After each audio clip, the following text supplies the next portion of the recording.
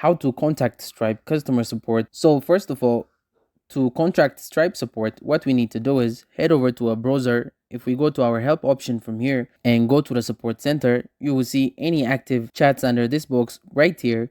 But what we can do is we can create a new one. So what we need to do is create a new chat is head over to a new tab, and then we want to search for Stripe support. Once we search for this, you want to click on contact us, and then from here you want to go to help and support. Once we click on help and support, you would then be brought to this page where you can come to the left hand sidebar here, scroll down, and then click on contact support.